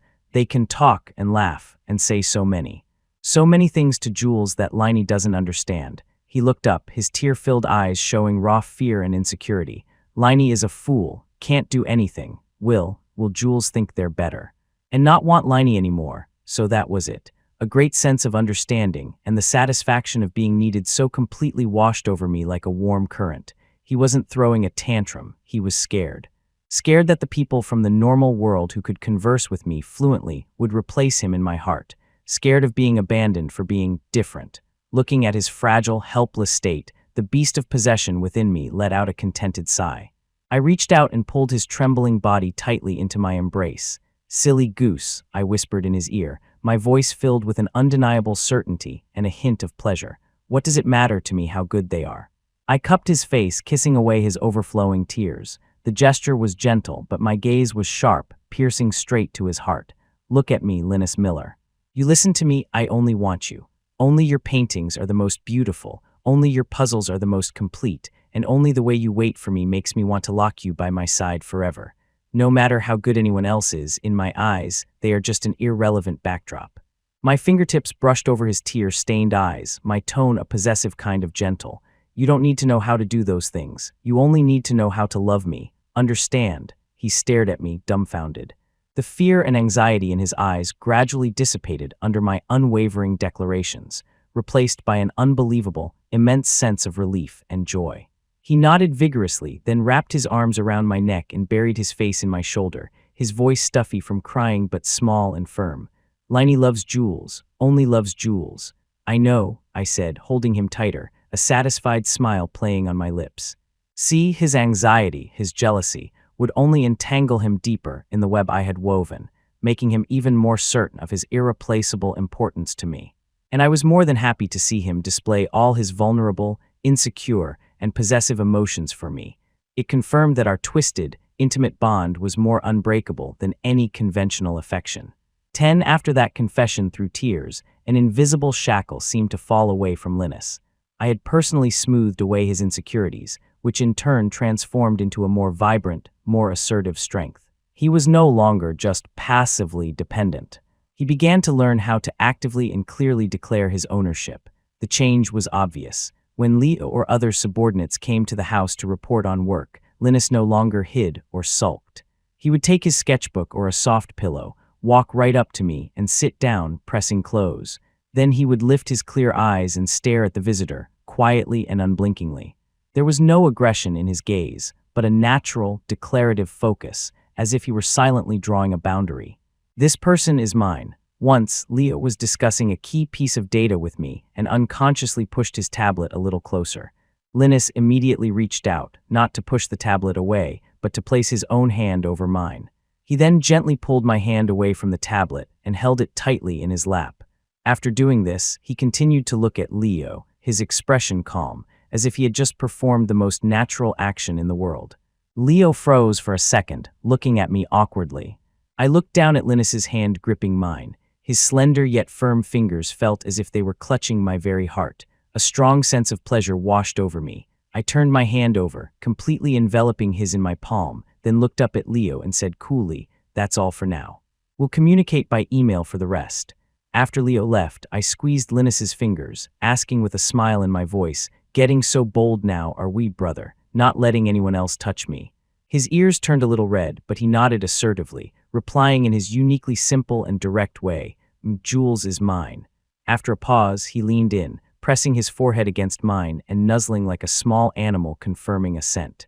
He added, "Only I can touch." At family gatherings, his change was even more pronounced. If any young, unfamiliar relatives tried to strike up a conversation with me, especially the few elegantly dressed and well-mannered young women, he would immediately stop what he was doing, walk over to my side, and gently tug on my sleeve or wrap his arms around mine. He would then hide half his body behind me, peering out with eyes full of clear vigilance, watching the other person. He wouldn't say anything sharp, but his silent, clinging posture was more effective at driving people away than any words. Usually, faced with his pure and direct declaration of territory, the other person would awkwardly make an excuse and leave. Once, the daughter of a prominent family friend, likely prompted by her parents, came over with a glass of wine, smiling and trying to chat with me about art investments. Linus was leaning against me, playing with a complex metal puzzle. At the sound of her voice, he paused, then put the puzzle down, turned around, and buried himself face first in my chest. His arms wrapped around my waist, and he mumbled, "Jules, sleepy." "Want to go back?" The girl's smile froze on her face. I laughed inwardly, but remained outwardly composed. I naturally stroked the back of Linus's head and gave the young lady a polite but distant nod. "Apologies, my brother is tired. We'll have to excuse ourselves." With that, I wrapped my arm around him and walked straight out of the bustling ballroom. The moment we were back in the quiet of our own house, he lifted his head from my chest. There wasn't a trace of sleepiness on his face. His eyes were sparkling, tinged with a little pride, as if he had just successfully defended his most precious treasure. I pinned him against the wall in the hallway and leaned down to kiss the corner of his upturned lips. "You little rascal, learning to play possum now."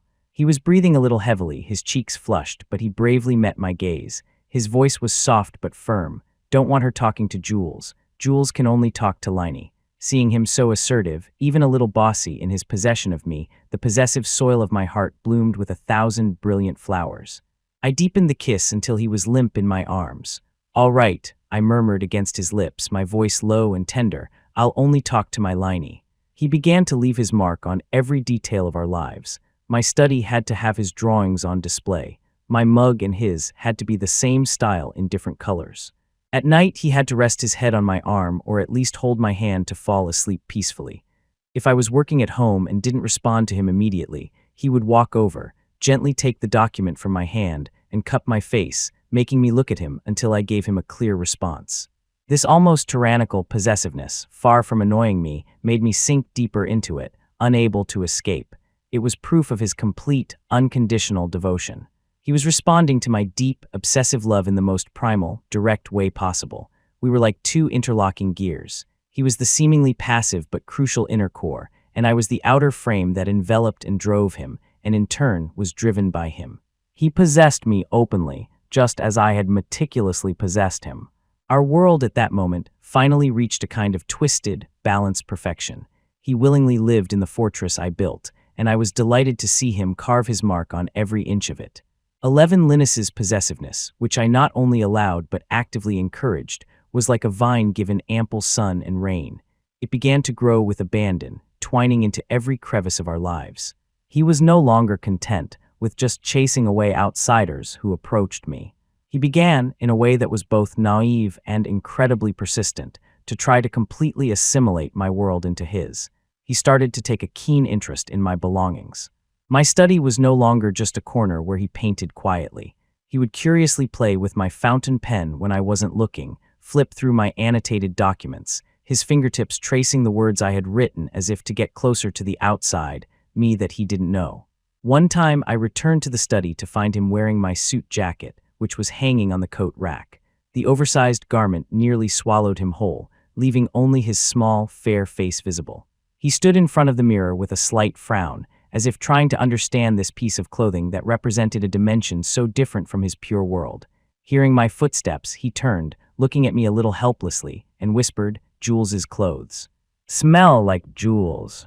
It was both an explanation and a declaration of ownership. I walked over and helped him roll up the long sleeves, then hugged him from behind, looking at our reflection in the mirror. "If you like it, wear it," I said, kissing his earlobe. "What's mine is yours, isn't it, brother?" His eyes lit up and he nodded vigorously. He turned around, wrapped his arms around my neck and said earnestly, "What's Liney's is Jules's too." He began to use the phrase "my Jules" more frequently. In the morning he would wake up, snuggle close, and nuzzle my cheek, murmuring, "My Jules, good morning."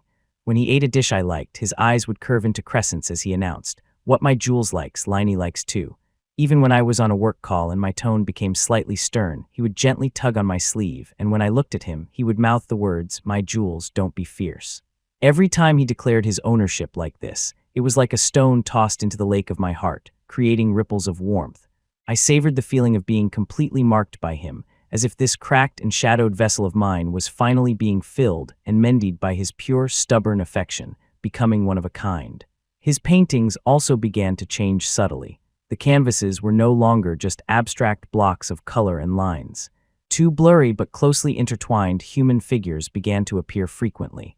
They shared the same color palette, their outlines blending together, indistinguishable from one another. The background was sometimes the floor-to-ceiling window of our house, sometimes the garden outside. But no matter the setting, the core of the painting was always those two intertwined figures, as if telling a story about us that only we could understand.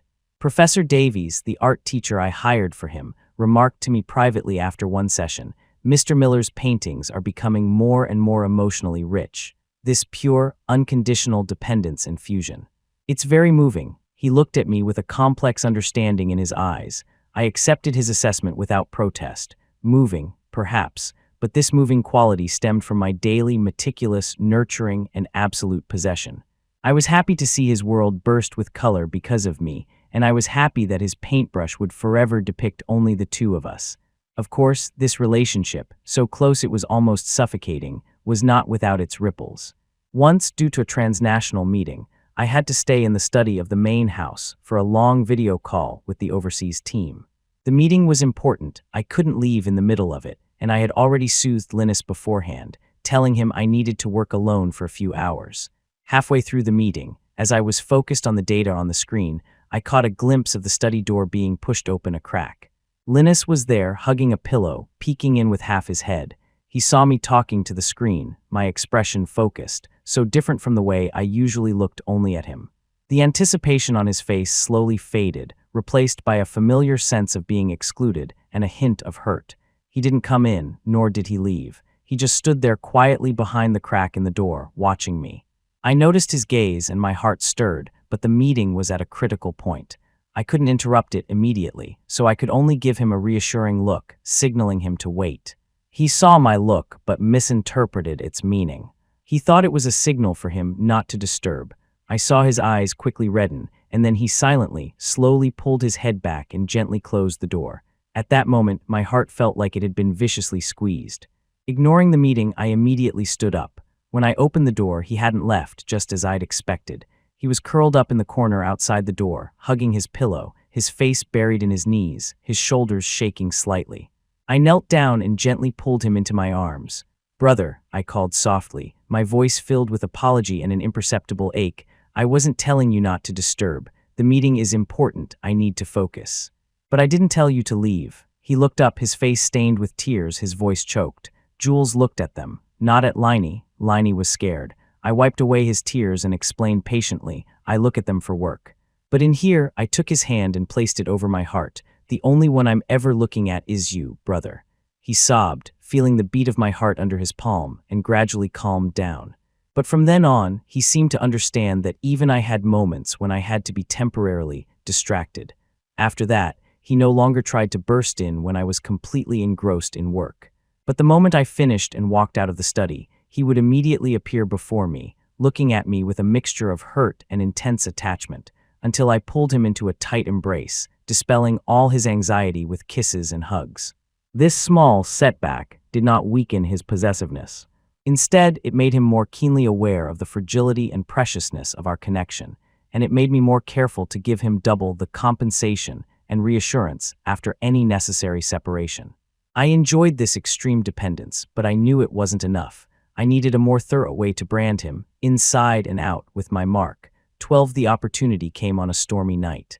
The wind howled, the rain poured down in sheets, and massive claps of thunder threatened to tear the sky apart. Weather like this always made Linus particularly anxious. He was curled up in my arms, his body trembling slightly. With every clap of thunder, he would startle and bury his face deeper into my chest. "Jules," he whimpered, his fingers clutching my pajamas. I held him tighter, my palms slowly rubbing his thin back, feeling the fine tremors beneath his skin. The lightning repeatedly illuminated the room, revealing his pale, fragile face and his wide, terrified, tear-filled eyes. A mixture of pity and a darker desire surged within me. Now is the time. When he is at his most vulnerable, most helpless, most in need of me. "Brother," I lowered my head, my lips almost touching his ear, my voice low and bewitching. "Do you know how we can never be separated?" He looked up at me with teary, bewildered eyes and shook his head. I guided his hand to my heart, letting him feel the fierce beat that existed for him, then brought his hand to his own rapidly beating chest. By letting this place, my fingertips gently circled the spot over his heart, their heat scorching, and this place remember each other. Remember my scent, my warmth, everything about me. His body tensed slightly at my touch, a flicker of instinctual, subtle apprehension in his eyes. But it was overwhelmed by a deeper dependence and submission, brought on by my words and the terrifying storm outside. "This way, we won't be separated," he asked softly, as if confirming a life-saving spell. "That's right," I said, kissing the tears from the corner of his eye. My touch was gentle, but my gaze was as dark as the all-consuming night outside. "This way, we will truly become a part of each other, forever inseparable." I gave him no more time to think. The storm was the perfect cover, his absolute fear and dependence, the perfect catalyst. I covered his lips with mine, no longer the light, superficial kisses of before, but with a force that brooked no resistance.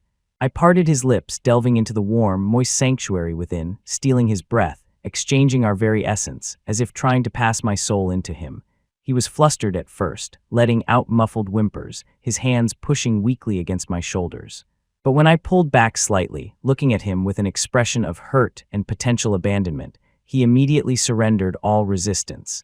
He even began to clumsily, awkwardly, try to respond, as if this was the only piece of driftwood he could cling to, the only proof of our inseparable connection. The thunder outside was deafening, the rain lashing against the glass. And in this dim, isolated world, I patiently, meticulously guided him, explored him, possessed him. Every touch, every shiver, every suppressed cry was like carving the deepest, heaviest brand, uniquely mine, onto his pure soul. He cried during the process, silent tears streaming down his face, not from pain, but more like a primal reaction to an unknown, immense change.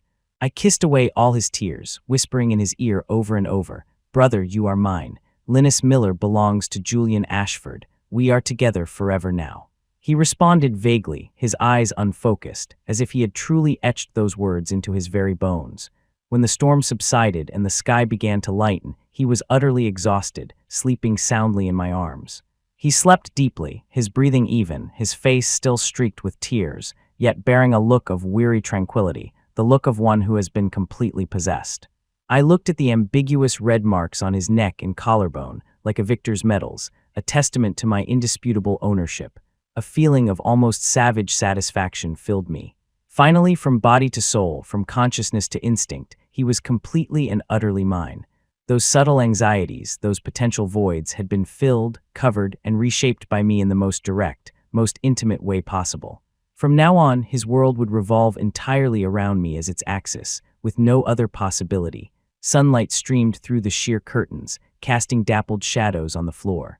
When I woke up, Linus was still fast asleep, his breathing shallow, his long lashes casting a small shadow beneath his eyes.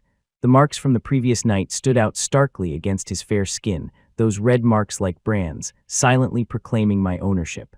I gazed at him quietly, my fingertips gently tracing those marks, a deep, sated sense of possession welling up inside me.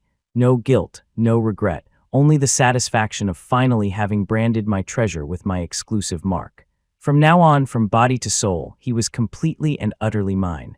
Those subtle anxieties, those potential voids, had been filled, covered, and reshaped by me in the most direct, most intimate way possible. He stirred and slowly opened his eyes. As the initial haze of sleep cleared, the heated memories of the previous night seemed to return, causing his fair cheeks to flush a deep crimson. His gaze flickered, and with a shy look, he instinctively tried to shrink back under the covers. I reached out, pulling him in the blanket into my arms with a gentle but firm grip. My fingertips lifted his chin, forcing him to meet my gaze. "What are you hiding from?" My voice was raspy with sleep. "Brother, do you know now how we can never be separated?" His eyelashes trembled, his eyes shimmering with moisture, so shy they seemed on the verge of tears. But he didn't struggle. He just nodded lightly, his voice as soft as a whisper. I know. Say it," I commanded, moving closer, my breath brushing against his sensitive ear. His body shivered slightly, but he obediently, haltingly repeated the words I had carved into his very being the night before. "Liney belongs to Jules. We are together forever." "Good boy," I said, kissing his forehead with satisfaction, as if rewarding my most obedient possession. I got up and, as usual, helped him wash up and fed him breakfast, but every action carried a greater sense of control than before. When wiping his mouth, my thumb would deliberately linger on his lips for a moment longer. When helping him dress, my palm would slowly stroke the curve of his waist. He remained docile, letting me do as I pleased, though the tips of his ears stayed a cute shade of pink. After settling him on the sofa by the window to bask in the sun, I wrapped my arms around him, resting my chin in the crook of his neck, watching his slender fingers unconsciously fiddle with the tassels of a cushion. "Brother," I asked in a low voice, my tone carrying a hint of scrutiny, "do you like this, being together like this with me?" His body tensed slightly, and he didn't answer immediately. For a split second, my heart stopped, and my arms around him tightened unconsciously. Just as the violence deep within me was about to surface, he suddenly turned his head and gave me a quick peck on the cheek. Then he immediately buried his hot face in my shoulder and said in a barely audible voice, "I like it. With Jules, I like everything." At that moment, it was as if brilliant fireworks had exploded in my mind. All uncertainty vanished instantly, replaced by a sense of near ecstatic certainty. See, he was truly willing. He even knew how to respond with his actions. I let out a low laugh, my chest vibrating. I held him tighter, kissing the top of his head, my voice filled with pleasure and absolute possession. "Such a good boy, brother. Remember, this is our secret, a contract that we will be together forever." He nodded vigorously in my arms, as if making a solemn promise. The sun was warm, the days were peaceful. I knew that from now on, his world would revolve entirely around me, with no other possibility, and I would forever guard this absolute territory that I had built with my own hands, a territory that held only the two of us. This was not a wrong path. It was the only destination for our mutual affirmation, our journey towards each other, and we were both blissfully content. 13 since that rainy night, Linus's dependence on me had deepened visibly. He was like a vine that had finally found its support, twining around me even more tightly. Our relationship, through this tight entanglement and subtle adjustments, grew ever more resilient. He possessed me openly, as naturally as breathing. I owned him as a matter of course, like my own heartbeat. We were each other's prison and paradise, building an eternal cycle of seasons for just the two of us in this fortress, isolated from the world. The seasons changed. The garden outside transitioned from the lush blossoms of summer to the rich colors of late autumn. But our little house remained a timeless amber, preserving the eternal intimacy that belonged only to us.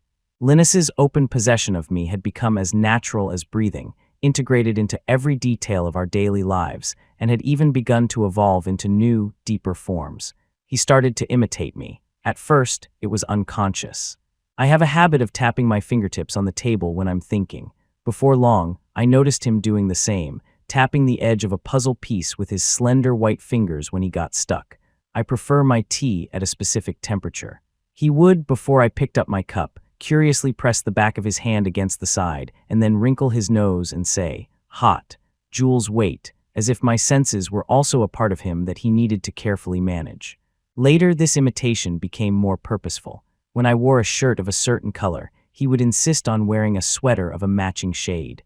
Then he would pull me in front of the mirror, looking at our coordinated outfits and overlapping figures with a satisfied smile.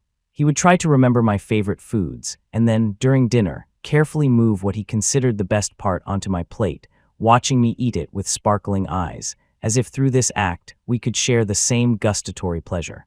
What surprised me most was that he began to try to understand my work.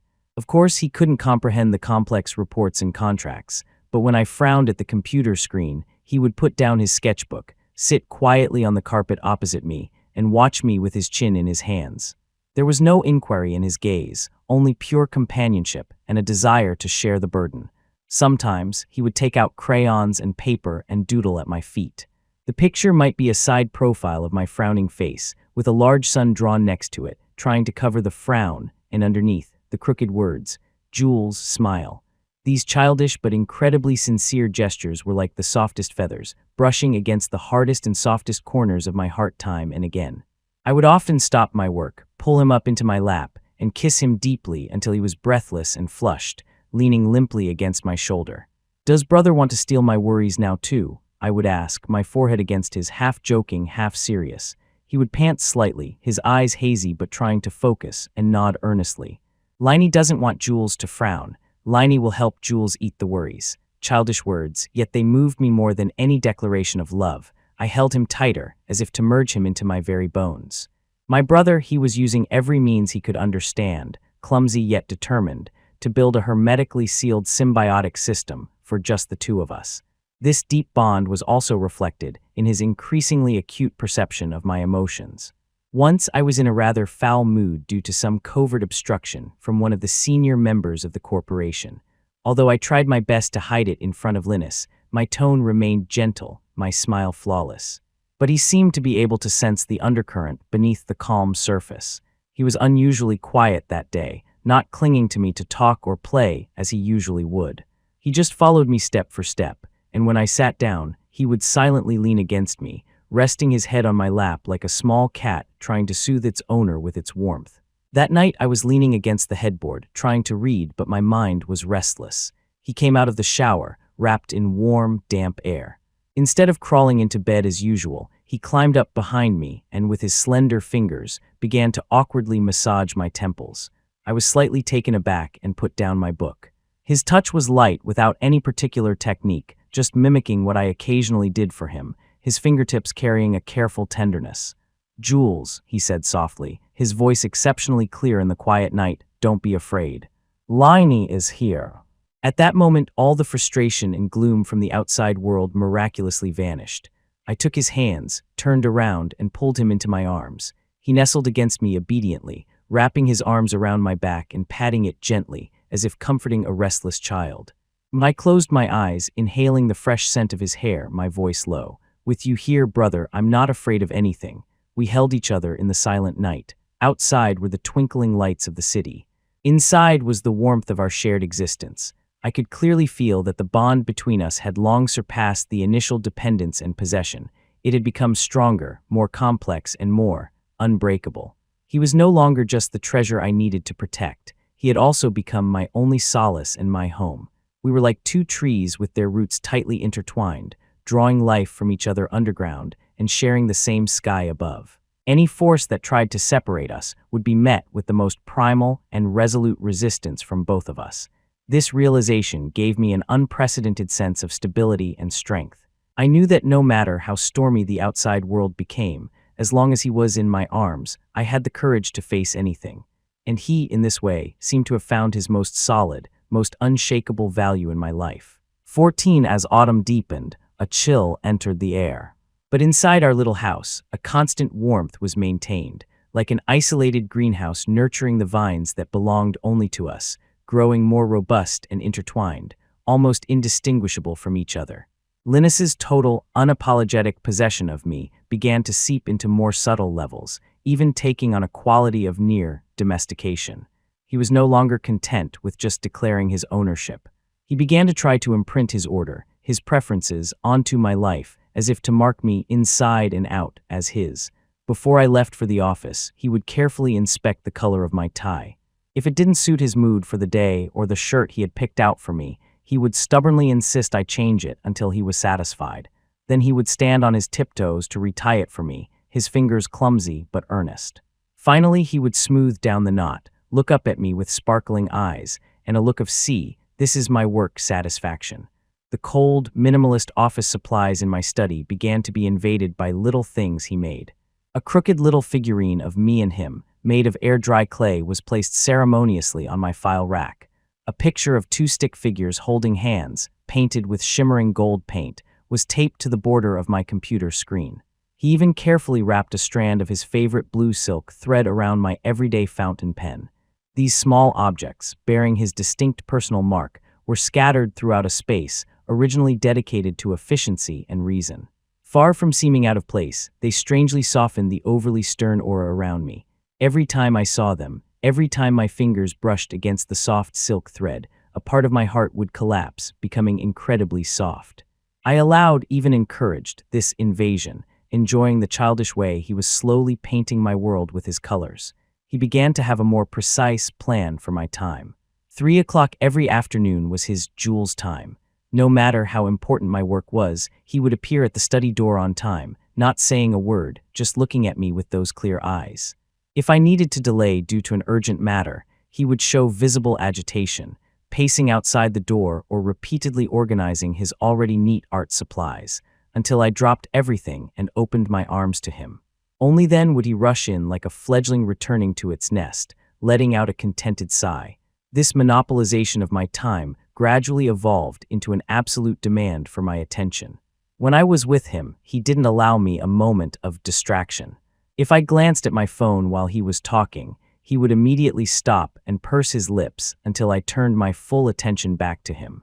If I was thinking about work while watching a movie with him, he would sense it, reach out, and gently turn my face towards his, murmuring in dissatisfaction, "Jules, look at me." This almost tyrannical demand for focus, which might have initially stemmed from insecurity, was now more like a ritual to confirm each other's existence. He needed to confirm that my gaze, my thoughts, my every sense were reserved for him alone, and I was happy to oblige. In his pure world, I was the center of his universe. And was he not the only source of light in my desolate world? We were each other's star and planet, bound by a powerful gravity, forever revolving in our exclusive orbit. His language also changed. The word "my" appeared with increasing frequency and was applied to a wide range of things. My Jules's cup, my Jules's favorite music, my Jules's time. Everything related to me was naturally classified under his domain. This wasn't greed, but a deeper level of identification. What was mine was his, and what was his was mine. We were already one and the same. One quiet evening, we were leaning against the headboard side by side. For once, he didn't fall asleep quickly, but was playing with my fingers, lacing them with his, comparing them. "Jules," he said suddenly, his voice exceptionally clear in the silence, If Liney disappeared, what would Jules do?" My heart sank, and a cold fear gripped me instantly, even though I knew it was just a hypothetical question. I turned on my side and held him tightly. "There is no if," I said, my voice tinged with a sharpness I hadn't even realized was there. "You are not going anywhere. You can only be by my side." He looked up at my tense jawline. Far from being scared, he showed a faint, strange smile. He reached out, touched my Adam's apple, and said softly, "Jules is scared." "Yes, I'm scared," I admitted freely. I bent my head and kissed him with a punishing force, only letting go when he was breathless. "So, brother must always stay with me, watch me, and never go anywhere. Without you, I would go mad." He panted slightly in my arms, his cheeks flushed, but his eyes were exceptionally bright and satisfied. He nodded forcefully, as if making a solemn promise. "Liney isn't going anywhere. always watching Jules, always with Jules. He paused, as if contemplating a very important question, then looked me straight in the eye and said, enunciating each word, "Jules is Liney's world, and Liney is Jules's world, right?" At that moment, a warm tide seemed to wash over my heart, sweeping away all anxiety and shadows. I looked into his pure, resolute eyes and knew this was the final answer to our relationship, the destiny we had both chosen, a destiny we could not and would not escape. "That's right," I said, my forehead against his, gazing into the clear lake of his eyes that reflected only me. My voice was low and tender, like the most solemn vow. "Brother is my world. My only world." 15 winter arrived, and fine snow occasionally drifted down, painting the world in a pristine white. The warmth inside our little house, however, grew more intense, as if the heat from our intertwined bodies was enough to fight off the cold of the entire world. Linus's deep-seated possession and imitation of me gradually evolved into a deeper, almost instinctual synchronization. He began to capture the most subtle fluctuations in my mood with greater accuracy, sometimes even before I was fully aware of them myself. At times, I would only need to frown slightly over a difficult international conference call, and he, sitting on the carpet nearby, would immediately put down what he was doing, walk silently to my side, and press his cool palm against the back of my hand, or gently rest his forehead on my knee, using his silent presence to dispel the invisible pressure around me. He no longer just mimicked my actions, he began to try to understand and share my feelings. Once I caught a slight cold, and my throat was sore, making my voice hoarse. He seemed more anxious than I was, hovering around me all day, clumsily trying to take my temperature like the nanny, though he often held the thermometer upside down. He kept bringing me warm water, and eventually, when I coughed, he would also scrunch up his face and clear his throat forcefully, as if he could take on the discomfort for me. Looking at his serious, yet incredibly earnest expression, my heart melted completely. I pulled him over, our foreheads touching, and asked in a hoarse voice, "Does brother want to be sick for me too?" He nodded vigorously, his eyes filled with pure concern and a strange sense of responsibility. "Liney will be sick for Jules, then Jules won't feel bad." His childish words were like molten lava, searing themselves onto my heart. I held him tightly and said in a low voice, "Silly goose, I would rather suffer myself than let you feel even a little bit of discomfort." But he stubbornly shook his head in my arms. "No. We do it together." The word "together" in his dictionary had an ever-expanding meaning. It meant sharing joy, but also sharing pain. It meant an absolute us, rejecting any form of alone. This synchronization even extended to a physiological level. I've always been a light sleeper, sometimes waking from vague dreams. In the past, I would lie awake in the dark, holding Linus until dawn. But now, almost the instant I opened my eyes, he would wake up beside me, not with the grogginess of being startled, but as if he had naturally awoken after sensing my unease. He would drowsily snuggle closer, wrap his arms around my waist, and press his cheek against my neck, mumbling, "Jules, don't be scared." Though he would quickly fall back asleep, his waking seemed to be for the purpose of confirming my presence and offering instinctual comfort. This connection, which transcended words and bordered on telepathy, filled me with a satisfaction that was almost chilling. Had our bond become this tight, his world, his senses, his sleep were all so synchronized with mine, as if we were truly twin souls, split from the same source and never truly separated. One snowy night, the moonlight reflected off the snow, casting a bright, ethereal glow that bathed the bedroom in a soft, sacred light. We were lying in bed, holding each other, neither of us sleepy. He was fiddling with the buttons on my pajamas when he suddenly said softly, "Jules's heartbeat is the same as Liney's." I was slightly taken aback and pressed his palm more firmly against my chest. "Is it? Can you feel it, brother?" He nodded seriously, closing his eyes as if listening and feeling carefully. "Sometimes it's a little faster, sometimes a little slower. It's the same as the one here." He took my hand and placed it on his own thin chest. Beneath my palm, two hearts, separated by flesh and bone, beat at a remarkably similar rhythm. Thump, thump, thump. In the silent, snowy night, the sound was as clear as a drumbeat, like the echo of some ancient, mysterious pact. I looked at his profile, softened and pure in the moonlight, and an indescribable emotion, a mixture of immense love and a sense of destiny, seized me. We didn't just share the same space and the same time. It seemed that even the most primal rhythm of life had converged through our daily, intimate entanglement. "That's because we are two halves of the same whole, brother," I whispered, kissing his eyelid. We share the same soul, so our heartbeats are the same. He opened his eyes, which reflected the moonlight and me, without a trace of doubt. He accepted this explanation and was delighted by it. He leaned in, gently kissed my lips, then buried his face contentedly back into my neck, repeating softly but firmly, "Mlaini and Jules are one soul." The snow fell silently. The world was asleep. At that moment, I knew we had achieved the ultimate possession of each other. From body to habit, from emotion to thought, even to the most fundamental pulse of life, we were like two trees standing side by side. Underground, our roots were already intertwined, inseparable. Above ground, our branches overlapped, sharing the same sun and rain.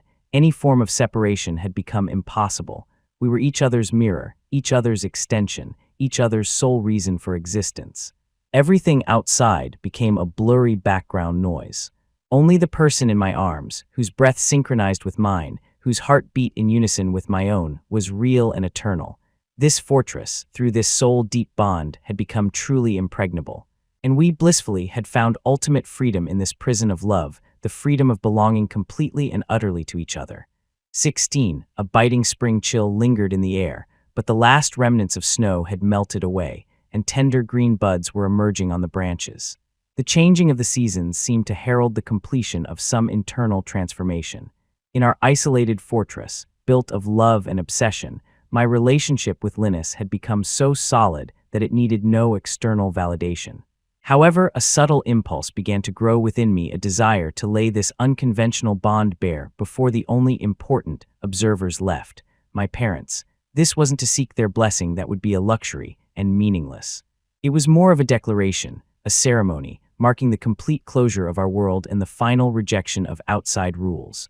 I wanted them to know that their son, and the other son they had accepted out of complex emotions, had become an inseparable, independent entity. I chose a weekend afternoon when the sun was bright, filling the main house's living room with a warm, clear light.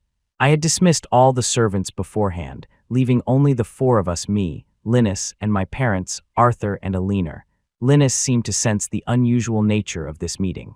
He was quieter than usual, sitting pressed tightly against me on the sofa, his hand firmly grasping my fingers, as if drawing courage or silently declaring our alliance. Alina glanced at our clasped hands, a flicker of something complex in her eyes. She smiled, trying to create a relaxed atmosphere. "Julian, what made you think of having tea together today? Laini is looking very well lately." She habitually treated Linus as a child in need of care. I lifted my teacup, took a sip, and without any preamble, met my father Arthur's discerning gaze, then turned to Alina. "Father, mother," my voice was steady, without a ripple, "I asked you here today to tell you something." I paused, feeling Linus's grip on my fingers tighten. I turned my head and gave him a reassuring look, then continued, my words clear and undeniable. "Brother and I are together." There was a moment of dead silence in the living room. The sunlight itself seemed to freeze. Alina's smile froze on her face. She seemed not to understand, or perhaps didn't dare to believe what she had heard. Together, she repeated, her eyes filled with confusion. "But you've always been together, Julian, you." "Mother," I interrupted her, my tone still calm but with a decisive edge. "I mean together as lovers." The words exploded like thunder in the quiet room. Alina's face instantly turned pale. She looked wildly from Arthur to me, her gaze finally landing on Linus, who was nestled against me. Her lips trembled, unable to form a complete word. Shock, disbelief, and even a hint of panic warred in her eyes. Arthur remained silent, his deep, sharp gaze fixed on me, filled with scrutiny and pressure, but he didn't erupt immediately. Years in the business world had taught him to remain composed even when mountains crumbled before him.